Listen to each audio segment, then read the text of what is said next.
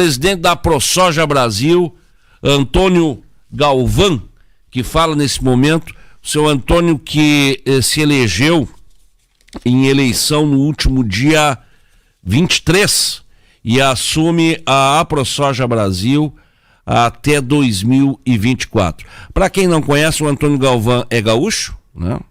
Já é uma ótima de uma credencial, já de cara, é gaúcho, o homem é gaúcho, lá de Sananduva.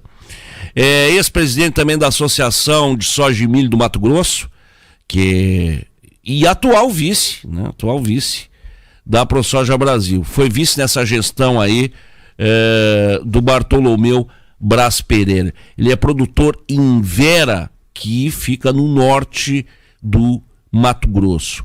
Um homem de pose, acima de tudo, eu tenho acompanhado bastante o seu Antônio. Antes de mais nada, a característica que mais me chama a atenção nele é o seguinte: é um homem de opinião. E hoje a gente está precisando de um Brasil do mundo que tem opinião, que tem lado, né, seu Antônio? Muito bom dia, amigo. Bem-vindo à nossa Conexão Rural. Bom dia aí, prazer participar desse programa. Aí, tô sabendo que é de Camaquã, com certeza absoluta. Não é o berço da soja, que a gente sabe Camaquã, mas também se planta aí no Rio Grande do Sul. Como você colocou, sananduvense, né? Pois aí, é. Próximo aí de Passo Fundo, para quem é gaúcho, a maior parte conhece, para quem é do Brasil todo, com certeza, Sananduva, uma pequena cidade do interior do Rio Grande do Sul, mas como você falou, quando você tem opinião, se vai longe também em todas as discussões. Era um sonho a gente vir ao Mato Grosso, como a gente já nasceu na área rural, com o produtor rural, pequeno produtor rural, na realidade, né? Uhum. Você de família, inclusive, avós, bisavós, onde a gente teve origem da Itália, né? Ô, senhor Antônio, o senhor tem vindo aqui, vem aqui ao estádio de vez em quando, com quantos anos o senhor saiu daqui? Era piá? Eu saí bem piazão ainda, 21 anos, 79, migrei para o Paraná, onde fiquei aí 7 anos e pouco no Paraná, até 86. Aí 86 me deu aquela coragem, aquela vontade que eu tinha, aí me deu a coragem e acabei vindo morar em Sinop, aqui no norte de Mato Grosso. Vão se fazer aí 35 anos, praticamente mais de metade da vida da gente, hoje com 63 aí de idade, né? Indo para 64, mas com muita garra ainda, muita vontade de se fazer as coisas, porque a demanda desse Brasil que nós estamos vivendo, estava ouvindo aqui o teu comentário, aí sobre essa questão do Covid, né? Temos muita coisa para fazer nesse país. É verdade. Estamos num momento, pode-se dizer, eu acho que, seu Antônio, até de transição do próprio pensamento da humanidade, mas aqui em países como o Brasil, por exemplo, um desafio maior ainda em meio a tudo isso aí, que é essa crise econômica tremenda aí, que a gente sabe que existe nas cidades, mas eu acho que de tudo isso aí também serviu para a gente dar valor a algumas coisas, o próprio brasileiro, né? E o setor do agronegócio é um deles, né, amigo? O setor do agronegócio não parou, não para, estamos aí numa outra safra e eu queria saber do senhor também como é que está, como é que vocês estão vendo aí esse novo momento, esse fim de novo ciclo aí, que é mais uma safra de soja, não só da de soja, né, mas a safra de verão de todo o Brasil, né, amigo? Então, para fazer um pequeno comentário, você sabe que essa pandemia só existe pela politização que foi feita nela, né? Você veja os absurdos cometidos, a gente vem acompanhando aí também do Rio Grande do Sul, onde um partido famigerado entra na justiça e pede uma liminar, onde é concedida por um juiz para não se fazer o tal do tratamento precoce ou tratamento inicial, que eu vi ontem um depoimento do Dr. Paulo, onde ele fala em tratamento inicial, e é verdade, que sabe-se que todos os municípios que adotaram inicialmente não tiveram esse problema e não estão tendo. Então você veja que a gente sabe que o Rio Grande do Sul, o próprio governador, Santa Catarina, São Paulo, nem se fala, assim por diante. Mas graças a Deus ainda que tiveram um pouquinho de consciência, esses governos todos aí, e que não vieram intervir dentro da atividade agropecuária, que só faltava isso, né?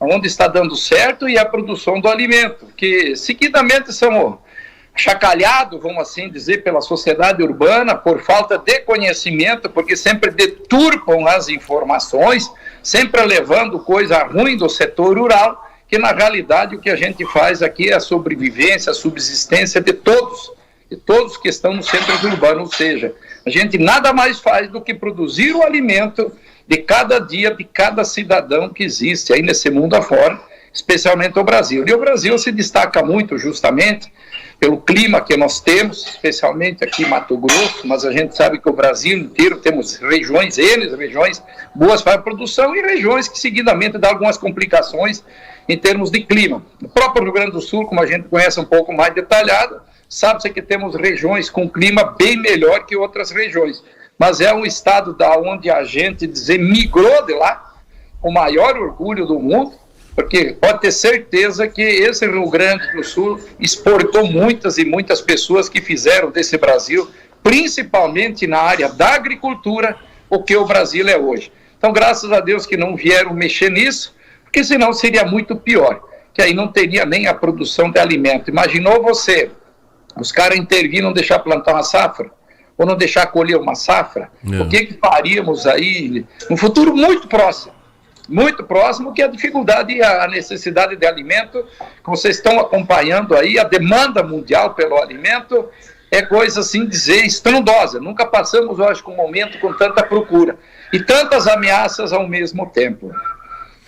E uma dessas ameaças vem de fora e muitas vezes com a conivência até de brasileiros também. A gente tem acompanhado aí essa pressão enorme que principalmente a França faz, né? Outros países europeus, mas a França principalmente, inclusive com comunicados oficiais do próprio presidente da República da França, colocando em dúvida, questionando a qualidade e a origem da nossa soja, principalmente da nossa carne também, generalizando tudo. A gente tem que estar muito atento a isso aí, né, seu Antônio? Olha, eu tive em 2018 em Bruxelas, onde eu fiz uma fala lá. Eu acho que foi uma das falas que mais repercutiu a nível de mundo. Eu me lembro disso. Primeiramente, eles têm que dar exemplo para cobrar qualquer coisa de alguém. Eu sei que minha família, meu pai me ensinou isso. Se você quer cobrar alguma coisa, você faça. E principalmente os próprios franceses, eles não têm autoridade para nada, principalmente um presidente populista igual é o Macron. Eles sabem que ele tem uma dificuldade muito grande de administrar o país. A França está lá invadida, dizer, por outras nações hoje, com a própria Itália, com principalmente aí o sul da Europa, e a cultura deles mudou muito sobre isso. Ele quer se manter no poder com essa demagogia barata dele, esse populismo, que ele sabe que vai ser atropelado numa próxima eleição. Então não é a Europa que pode dar exemplo a país nenhum do mundo para cobrar qualquer coisa. E como eu falei lá, eles têm alguma APP, eles têm alguma preservação, eles têm uma lei ambiental igual a nós temos aqui, e ainda vem nos cobrar e nos impedir. Então eles não têm moral. Não tem moral quem é o Macron, nenhum dos presidentes hoje, dizer europeu. Porque repovoar as áreas, replantar as florestas, se elas são com toda essa importância igual eles colocam, eles podem fazer nas terras deles, sem problema nenhum. No mínimo que dessem o exemplo de fazer as APPs, proteção dos rios deles. Lá não tem nada, a gente conhece relativamente a Europa, já rodamos por lá 3, 4 vezes, raramente você encontra alguma floresta nativa lá. E as beiras de rio protegidas, dizer, de erosões ou qualquer outro meio de você poder proteger para não ter assoreamento, porque o grande crime que existe para as águas é o assoreamento. Não é nem você tirar uma árvore do lado ou nada desse sentido. Você pode deixar um capim, uma grama que evite o assoreamento dos rios. Esse eu vejo que é o grande mal. Em algumas regiões, sim, a floresta é totalmente importante para preservar as nascentes d'água. Isso não vamos discordar. Agora, cobrar de nós e não fazer dentro de casa, sabendo que uma árvore aceita ser plantada em qualquer lugar. Basta que se tenha terra nela para ela poder se sustentar. Então ele não tem moral nenhuma para falar essas besteiras que vive falando, e sabe que são dependentes. Ontem mesmo estava lendo uma matéria, o Brasil interviu já junto ao OMC, e quer saber de onde é que ele vai tirar terra para querer expandir soja, que sabe que soja tem que ter território, tem que ter área, tem que ter clima até eles têm, não vou duvidar, mas tem outras culturas bem mais necessárias, com melhor produção, a produção dentro da Europa de um modo geral. Então, uma bobagem em cima da outra que ele fala, não tem moral para cobrar do brasileiro. Que nós temos aí, dizer, o Código Florestal, a nossa lei ambiental, a mais rígida que possa existir na face da terra, especialmente aqui onde nós residimos, dentro da Amazônia Legal. E o senhor tem uma posição bem forte, bem firme em relação a isso aí, né, senhor Antônio? O que é legal, tem que deixar produzir, e essa questão da moratória aí é altamente discutível. E o senhor tem defendido bastante nessa não moratória, né? Essa é outra palhaçada hoje, com apoio da própria Biov aqui hoje no Brasil, aí, que onde reúne as maiores trades aí, querendo impor isso na marra, né? Começaram aqui pela Amazônia, vieram com uma conversinha mole, 2006 na verdade, era por 10 anos e tal, para dar um alento, porque a Europa isso, a Europa aquilo. Na verdade, hoje já estamos em 2021 e estão protelando essa moratória e agora querendo apertar mais ainda. E qual é o interesse desse pessoal aí, presidente? Qual é o interesse deles, hein? Sim, o interesse deles é vender, né? Tudo econômico. O que a gente pôde descobrir aqui que tem eles financiamentos com juro muito mais barato para as empresas que aplicam a moratória. Isso nada mais do que é nos tirar um direito assegurado e também, que é o pior de todos que eu vejo, intervir na soberania nacional e principalmente no crescimento do país. Nós temos a vocação e temos a aptidão para fazer essa produção agrícola e estão tentando nos impedir de toda forma. E o pior disso tudo que nós sabemos aí, que temos aí no mundo aí em torno de 1 bilhão de pessoas que realmente passam fome, não tem o que se alimentar, e mais outro tanto que se alimenta mal. E estão tentando de toda forma impedir que se aumente a produção de alimentos com esse déficit que já temos. Enfim, só querem viver quem? Os marajá, os tubarão, quem tem dinheiro.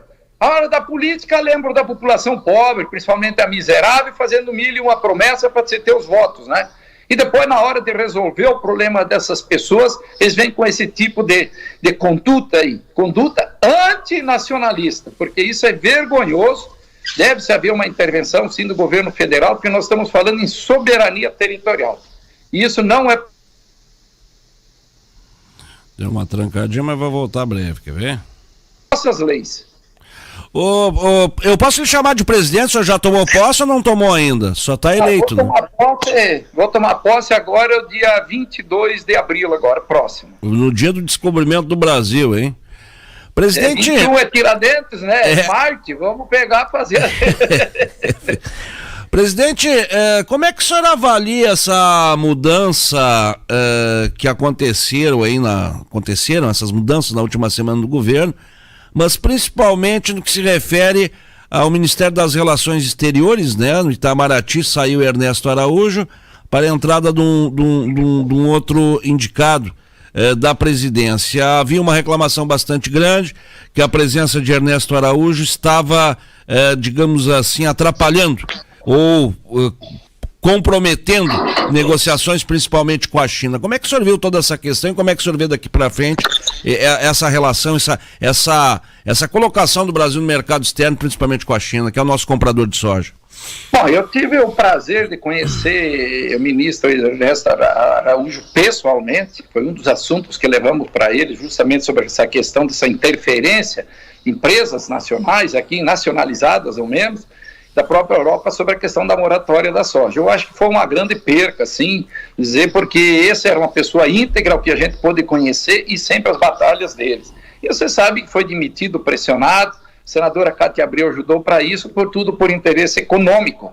Estariam atrapalhando alguns planos aí, dizer. Eu vejo, logicamente, a gente tem que ter respeito a todo o nosso, dizer, cliente, e a China é o nosso grande cliente, mas o que eu sempre coloco aqui, será que só nós que somos dependentes da China para vender nossos produtos? Eles não têm produtos que nós compramos? Eles não necessitam desse alimento ou eles compram porque são bonzinhos? Então, nessa história de comércio, seja ele municipal, seja estadual, seja ele federal, seja ele internacional, que eu saiba, tenho certeza que você nunca foi na loja e diz, eu vou ajudar aquele comerciante e vou comprar isso aqui e vou jogar fora só para ajudar o comerciante. Não é verdade, isso não existe. Toda comercialização que existe ela por uma necessidade e por uma demanda de alguém. E o comércio, ele é feito dessa forma. Então, uma demagogia usada grande, foi uma grande perca, assim, para o governo Bolsonaro, a questão do Ernesto Araújo, o comportamento dele de pessoa séria, e esse governo atual, que ele veio quebrar essa corrupção, essa sem-vergonhice que tinha, então aí querendo instituir de toda forma, porque se você falar hoje e gritar, pega ladrão, vai sobrar pouco dessas autoridades que estão aí, de quem está dentro da política, sempre respeitando que temos sim políticos sérios, temos políticos honestos, com certeza a nível de Brasil, tanto de vereador até senador, até governadores também temos, e como hoje temos um presidente para dar exemplo em seriedade em todo lugar.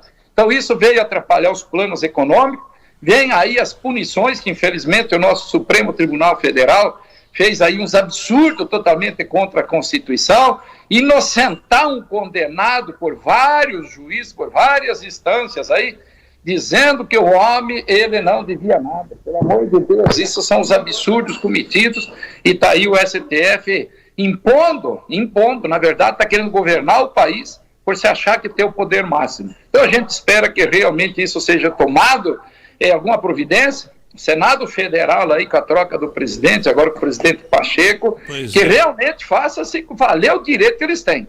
Porque chega disso aí, porque isso aí virou uma palhaçada, para dizer a verdade. Com o maior respeito que a gente tem ao Supremo Tribunal Federal, ele tem que existir.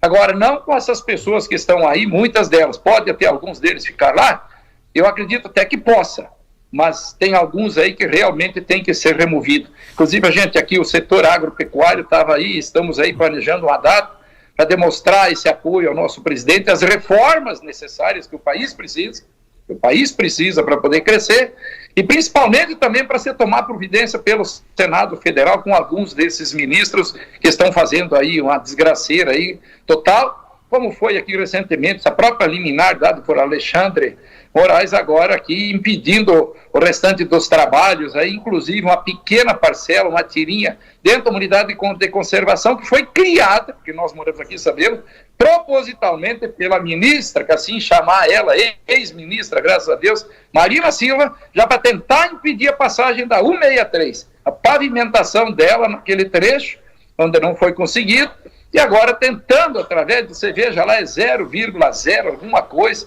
são aí 800 hectares numa enorme área daquele tamanho lá naquela região, que a gente conhece muito bem, todo ano a gente passa aí uma vez ou duas, para tentar impedir que essa ferrogrão seja concluída. Porque o que vai acontecer com a ferrogrão aí, principalmente? Com certeza absoluta, se for falar ambiental, não se discute. Não se discute quantos caminhões você vai tirar da estrada, quantas mortes você vai evitar. Ambientalmente, que usam tanto esse ambiental, o Brasil pode dar exemplo para qualquer outro país do mundo, quanto a questão ambiental também. É verdade. Quanto caminhão vai deixar de rodar aí e dizer que o caminhão não foi feito para longa distância, para carregar peso e volume. O caminhão foi feito e é uma necessidade e nunca vai acabar com o caminhão a tiro curto, que a gente fala, a distâncias curtas, e o trecho longo, com certeza, tem que se utilizar ferrovias, tem que se utilizar hidrovias, outros meios de transporte, que consiga agregar valor no produto, quando necessário ao produtor, mas também, principalmente, que se chegue aos centros consumidores, esse produto mais barato. Porque tudo que agrega em cima dele de custo, o consumidor vai pagar. Você pode ter certeza absoluta que quem paga, desde uma tributação, às vezes você vê esse comentário, vai tributar o setor isso, setor aquilo. O exemplo está aí da própria Europa. Hoje, para poder manter o setor agrícola, pecuário lá, tem que estar dando subsídio. Por quê? Porque carregaram de tantos impostos no passado, de tantos meios de você dificultar, que hoje se paga lá, hoje em torno de $1.000, euros?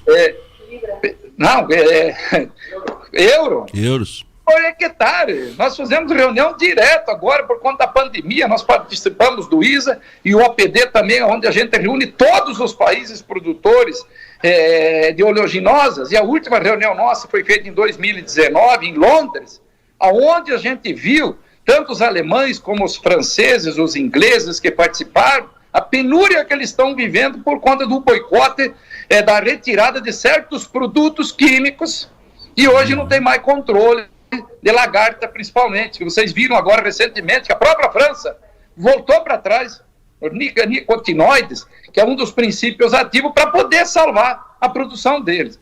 Então criaram tanta dificuldade e hoje tem que estar pagando, segundo o relato deles, eles têm €1.000 lá por hectare para poder continuar produzindo. Quanto é €1.000 hoje? É 6.000 e poucos reais. É o que nós conseguimos produzir bruto num hectare, quando nós aqui no Brasil não temos nada. Então toda a tributação que vier, o cidadão urbano, principalmente, ele tem que saber que vai ser transferido para o produto que vai lá para a gôndola do supermercado, e aí ele vai lá reclamar, mas subiu muito isso, subiu muito aquilo. E aquele imposto que ele acha que tem que ser cobrado no setor primário, porque nós temos aí como teto o céu, uma hora você vê nós pedindo chuva, como agora aqui já começou a escassear demais a chuva, plantio de milho todo atrasado, vim lá do Paraná essa semana, estava lá em Guarapuava, uma lástima dizer o norte do Paraná, já com todo o plantio atrasado, seco, região de Maringá, região de Londrina, subindo Mato Grosso do Sul, a falta de umidade vai ser um caos se a chuva cortar agora nos próximos dias, que é o normal aqui no Mato Grosso, a chuva cortar aqui em meados aqui de abril, metade de abril, entre dia 10 e dia 20. Se isso acontecer, vai ser uma desgraça a questão do preço de milho. A safra, a segunda safra de milho, hoje você produz mais de 70% da safra brasileira. Uma grande parte dela, principalmente o Mato Grosso, que é o grande produtor de milho, pode comprometer, dizer até metade da safra que produziu ano passado. Vai depender da umidade. Tem produtor plantando milho agora até final de março. Comprou semente, comprou fertilizante. O fertilizante do milho é um fertilizante nitrogenado, você não consegue segurar ele para outra safra. Ele empedra todo, você perde ele. O cara vai no risco da mesma forma.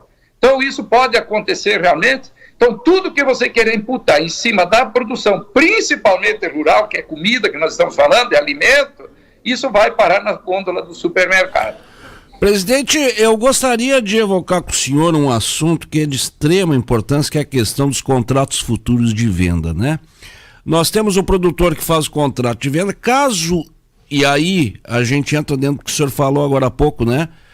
Ninguém tem como prever nada, né? Por mais que a gente tenha genericamente o que possa acontecer com a previsão, não tem, mas ninguém sabe exatamente o que vai acontecer. A gente tem o exemplo do Rio Grande do Sul, ano passado aqui, teve uma perda enorme aí na sua área de soja e em outras culturas. E o senhor é um dos que batalham aí para tentar mudar um pouquinho esse mecanismo que só o produtor acaba marchando lá no final, caso haja frustração na safra. Como é que o senhor pensa em tentar resolver? Onde é que está a solução disso aí para tentar dar um pouquinho mais de proteção ao produtor, presidente? Bom, essa aí vai ser uma das nossas grandes lutas, porque todo contrato que não envolva recurso, isso tem que ser dividido a responsabilidade com o comprador e o vendedor, isso aí. Que hoje só vai para cima do vendedor. Isso tem acontecido muito no Brasil. E aí as empresas, porque você comprometeu, mas não conseguiu colher, é involuntário ao produtor por problemas de intempéries climáticas, seja com chuva demais, como aconteceu aqui no Mato Grosso, Goiás, parte do Mato Piba, você perdeu uma grande parte da safra, lavouras abandonadas que não foram nem colhidas por conta do excesso de chuva, essa soja perdeu totalmente a qualidade dela, não tinha como se aproveitar, ela germinou nas vagens, coisa absurda de você ver 100% das vagens germinadas, aquele grão, dentro não tem mais o que você fazer com isso, se perdeu totalmente e ficar com a responsabilidade somente para o produtor que não deve nada para uma empresa, passa a dever por não poder cumprir aqueles contratos, que normalmente quando acontece isso, da quebra de produção, automaticamente o produto sobe e o cara fica total na responsabilidade dele. Isso vai ser uma grande luta, que esse contrato ele tem que ser nulo em toda a cadeia.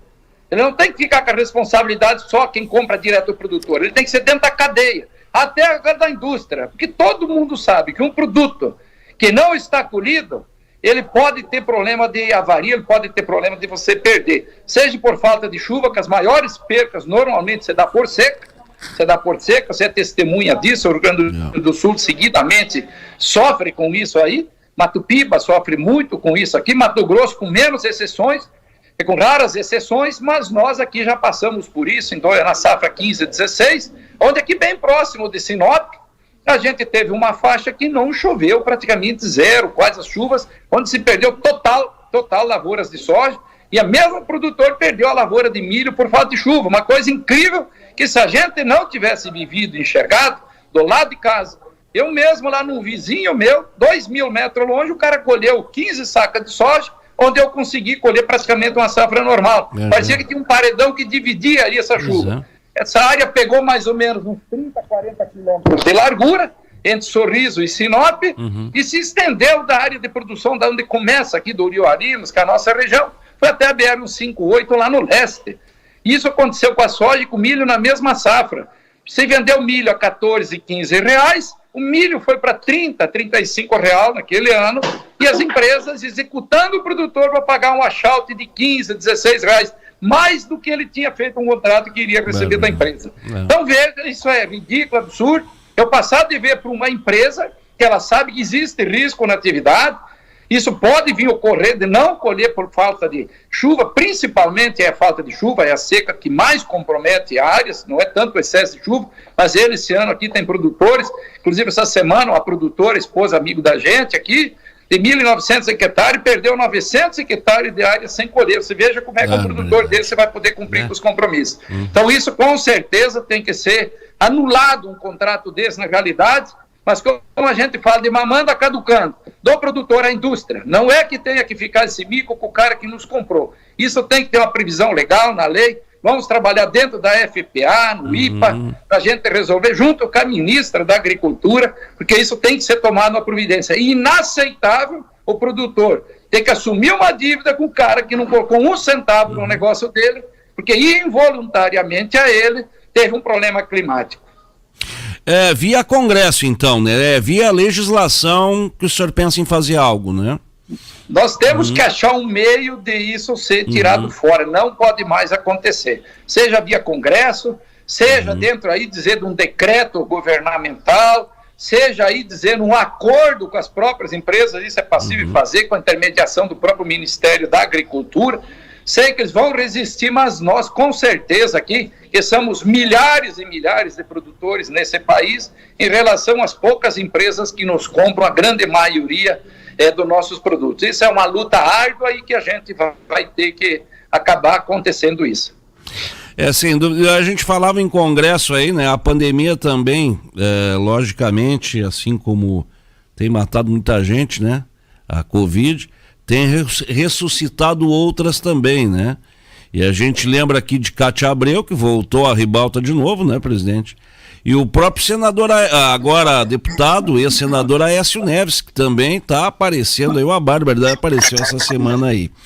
Presidente, nós temos 5 minutos, eu gostaria de abordar um assunto com o senhor também, outro assunto bastante caro aí, para a produção da soja, acho que para a produção de um modo geral de grãos no Brasil, que é esta qualidade da semente do Brasil. Aonde que o senhor acha que a gente pode ganhar mais mercado, aonde que pode melhorar nesse quesito aí da classificação, principalmente em relação a um critério mais justo, mais sério de quem classifica a nossa soja, começando pela escolha da semente que o produtor faz, que a gente sabe que também é uma escolha boa, mas infelizmente na hora de classificar, seja a soja, seja a milho, a coisa complica, presidente. São dois assuntos totalmente aleatórios, porque a semente, se você não começar com uma ótima semente, uma boa semente, você já tem uma lavoura comprometida. Essa também é uma grande briga, se criaram aí calendarizações para tentar impedir que o produtor faça a sua própria semente, onde temos a lei de cultivares que nos dá esse direito de fazer a semente. Essa é uma luta árdua, eu que comecei ela aqui no Mato Grosso, quando presidente da ProSoja Mato Grosso, estamos aqui na terceira pesquisa para mostrar o óbvio, que temos um período muito melhor para se produzir essa semente, com menos riscos e com maior qualidade. Nós estamos na terceira pesquisa, a primeira fizemos aleatoriamente, fomos autuados, a segunda fizemos ela dentro de uma câmara de mediação, acertamos com o governo, com tudo, com uma denúncia anônima que a gente sabe de onde partiu, entrou o Ministério Público no meio, foi um brigueiro total, mas sob júdice conseguimos uma liminar, fizemos a segunda pesquisa, registramos as duas hoje, e meio científico, porque acompanhado na primeira com o professor Dr. Erlei, ali de Passo Fundo, a segunda já entrou a Universidade de Viçosa e de Uberlândia junto com nós, e agora na terceira autorizada pelo Estado, ela está andando, hoje mais professores aí da USP dentro de nós, fitopatologista de renome internacional, pessoas que foram professores desses que se colocam ao contrário, principalmente por pareceres técnicos da Embrapa, que ela não tem uma pesquisa sobre o assunto, mas ela quer se usar desse logo de empresa de pesquisa brasileira, que é uma vergonha, para dizer a verdade, se usando de notas técnicas contrárias, mas quando ela libera a produção de semente aqui muito próxima, aqui vizinha do Mato Grosso, na Lagoa da Confusão, dentro do período do vazio sanitário. Isso é um absurdo, chega a ser ridículo. Então essa terceira pesquisa, hoje autorizada, com certeza ela vem comprovar e vai se mudar essa data. Que é possível fazer essa semente, sim, antes do próprio período do vazio sanitário. Ou seja, plantamos agora em fevereiro, nos enrolaram até o final de fevereiro para liberar, não vamos ter tempo hábil para produzir, dizer até o final, mas dá para demonstrar muito bem, porque temos um período de chuva que ele vai cessar a tempo. de não deixar acontecer, a menos que venha essa chuva, que nós esperamos que venha até maio, que hoje o São Pedro seja generoso para poder garantir uma boa produção de milho. Isso vai ser muito pior. E demonstrar e mudar que essa calendarização só veio para favorecer os magnatas do Estado, que são os donos das sementeiras, que isso foi criado onde iludiram alguns pesquisadores que isso resolveria o problema da ferrugem asiática, que é uma grande mentira, um grande erro. E a questão da classificação vai muito mais longe, que na realidade o que é feito é um roubo, uma expropriação de grãos do produtor rural, porque ele perde a aparência física do grão, aonde ele sofre pelo excesso de chuva, sua aparência, uma possível deterioração daquele grão que não é verdade. Aqui a ProSoja Mato Grosso nós temos milhares de pesquisas, aqui, milhares de testes em laboratórios, inclusive feitos no Rio Grande do Sul, mostrando que aquele grão, que fisicamente ele mudou o aspecto dele, o visual, ele mantém a mesma qualidade, inclusive maior. Que quanto mais ardido o grão de soja, ele tem um teor maior de proteína, inclusive de óleo. Simplesmente o óleo tem um pouco mais de acidez. E também fizemos e repetimos a pesquisa aqui junto à Universidade Federal de Mato Grosso, repetimos ela, porque o questionamento da indústria, dos grandes trades, aí, essas players que compram tudo, que não teria garantia que essa soja avariada teria o mesmo ganho de peso, o farelo dela, da soja, vamos assim dizer, com o grãozinho perfeito, bonito, aquele grão redondinho e amarelinho. Nós fizemos essa pesquisa e mostramos que não houve diferença nenhuma. Utilizamos o grão normal, considerado aí dentro da classificação, usamos com 20, 40, 60, 80 e praticamente quase com 100% de soja avariada em engorda de suínos, aves e ruminantes. Não teve diferença nenhuma no ganho de peso. Então não se justifica o desconto que é feito desses grãos, porque ele perde o aspecto físico dele, a beleza dele no olhar, mas ele não perde qualidade nenhuma nesse grão. E agora também, já para deixar aí aos ouvintes gaúchos, especialmente ao produtor, nós estamos fazendo também essa mesma pesquisa com a Universidade Federal, com o grão de milho avariado, nos mesmos índices, no aceitável do mercado, com 20, 40, 60 e 100% de grãos avariados. Estamos acompanhando ela cabo a rabo, vamos repetir ela como fizemos com a soja, para a gente ter a certeza que esse grão é totalmente aproveitável. E a gente sabe que eu nunca vi uma empresa jogar algum produto fora. Onde é que está aquela soja que perdeu no olhar, aquele grão não é tão bonito, aonde é jogada se não é para dentro do farelo do próprio óleo que é consumido, ou é feito biodiesel, enfim, consumido pelo ser humano biodiesel. Então isso também é uma luta que nós não podemos mais aceitar. O grão só pode ter desconto se tiver o excesso de umidade, isso ninguém discute, ou se tiver impureza, ou seja, que não seja soja ou não seja milho. Mas o milho ainda não podemos falar nada, a pesquisa está em andamento, mas a soja já provou isso aqui. Inclusive, esse ano aqui no Mato Grosso, eles faixam em volta, compramos soja avariada, pagamos não sei quanto, pagamos mais não sei quanto. Espera aí, se ela não serve para nada, para que o cara compra?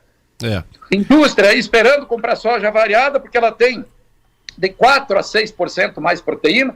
Todos os testes mostram isso lá de laboratórios que nós fizemos, então não tem justificativa nenhuma sofrer esses descontos. Sei que são lutas árduas, mas eu não tenho medo de fazer esse enfrentamento, porque essa luta da classificação já é antiga. 2007 conseguimos fazer algumas mudanças na Instrução Normativa 011 e agora com certeza faremos a mudança que vai resolver esses problemas. Perfeito, presidente. Uma audiência muito grande conosco hoje. O Caio Nemitz, lá de Alegrete, nos mandando e cumprimentando o seu Galvão por assumir essa importante instituição e deixar uma boa gestão e que possamos ter uma integração com outras entidades do agro. Ele faz um comentário sobre os contratos, quando se colhe bem, mas tem uma diferença no preço significativo, pergunta a sua opinião, mas o problema é que a gente está com o tempo hoje estourado, a gente tem um compromisso agora aqui com o governo do estado, a gente tem um programete todos os sábados às 7h30, o professor José Fernando Pivalobato da URGS também, lhe enviando um abraço, o pessoal aqui na nossa escuta também, Luiz Carlos, o Gross, que é o presidente da associação aqui dos arrozeiros, aqui tem muita soja, viu, presidente, também, a soja tá tomando conta dessa metade sul aqui, hein, meu amigo? Estou sabendo, sim, as partes mais altas, aí onde é possível fazer soja, tem entrado muita soja no Rio Grande, mais ao sul do estado também, A gente sabe que tem uma dificuldade também, às vezes, de umidade, mais próximo ao Uruguai, lá embaixo, sempre um pouco mais de dificuldade. Mas a gente sabe que as partes das terras um pouco mais altas aí da região de vocês, o pessoal está utilizando sim para soja. Porque a soja é uma commodity mais segura em termos de preço do que o próprio arroz aí. E a dificuldade de se produzir arroz irrigado, recentemente, já que o tempo meio está estourado, fui visitar o Quarteiro, um amigo, você sabe, da luta de Pacaraima, ele era prefeito, virou deputado federal, depois virou vice-governador em Roraima. Ele está produzindo arroz hoje dentro da Ilha do Marajó, em Belém. Teve que migrar de lá. Fui visitar ele, fui lá acompanhar de perto essa lavoura de arroz irrigado. Vou te falar, esse produtor tem que levantar as mãos para o céu, o cidadão inteiro, porque se tem dificuldade de fazer agricultura, é produzir esse arroz irrigado. Quero parabenizar todos os produtores de arroz aí irrigado, porque tem que ter muita coragem de trabalhar no meio do lodo, de uma lama daquele jeito aí, seja para plantar, que é o mais prático, acredito que seja para plantar, mas as colheitas, sabendo da umidade, principalmente quando chove bastante, você não consegue enxugar os campos, a dificuldade que tem. Para dizer que para produzir soja, se chover, é fichinha perto do que fazer a produção de arroz, a dificuldade de você fazer o manuseio com máquina. Então, quero parabenizar todos eles também, que isso são guerreiros, realmente, que trabalhar no meio da água não é fácil. Uma boa gestão para o senhor, que Deus lhe ilumine, que tudo dê certo e que a gente tenha avanços aí aos produtores nessa defesa que eu sei que a ProSoja Brasil faz. Um grande abraço para o senhor, muito obrigado pela sua participação, viu, presidente? Obrigado aí pela oportunidade, estamos à disposição sempre para levar uma mensagem aí ao povo gaúcho e especialmente ao produtor rural aí do Rio Grande, onde a gente é oriundo. Saí daí em 79 com 21 anos, galgamos e conseguimos o que a gente tinha a dizer na mente nossa. Hoje viramos produtor aqui, dizer um médio produtor aqui no norte do Mato Grosso, como você falou, planto no município de Vera, planto um pouco no município de Santa Carmen, que eram municípios agregados a Sinop, que foram desmembrados aí dentro dos processos aí de emancipação política, mas resido em Sinop, agora em setembro, vai fazer 35 anos que chegamos aqui. Uma vida. Um abraço. Obrigado, outro. Agora são 8h35, 7h35 lá na região do seu Antônio Galvão, e a gente agradece até também por ele dar essa adiantada aí, porque nós temos uma diferença de fuso horário, né? De um local para o outro.